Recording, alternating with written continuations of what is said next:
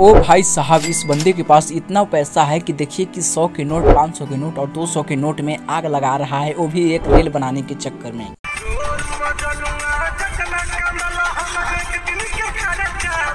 अब देखिए भाई साहब, जो काम इतिहास में नहीं हो पाया था, ये महिला कलयुग में कर दिखाई है। देखिए कैसे ताजमहल पे चढ़ के और भगवा कलर के झंडे को लहरा रही है बहुत शान से। वहीं सीआरपीएफ के जवान ने उन्हें दबोचा और उन्हें मना किया कि आप ऐसा नहीं कर सकते हैं, भगवा कलर का यहाँ पे झंडा नहीं लहरा पाएंगे। अब भाई मोमोज खाने वाले जरा होशियार हो जाइए। देखिए मोमोज खाने वाले समाधान नहीं होंगे तो ऐसे तरीके से मोमोज को बनाया जाता है।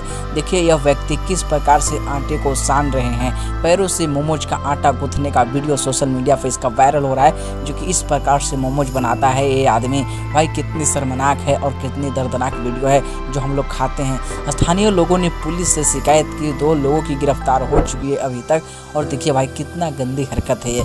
और मोमोज खाते हैं तो सावधान हो जाओ यार, पता ना कैसे बनाता होगा। बाकी दोस्तों इन सब के बारे में आपका क्या राय है? ऐसे वीडियो के लिए हमारे चैनल को सब्सक्राइब और वीडियो को लाइक जरूर करें।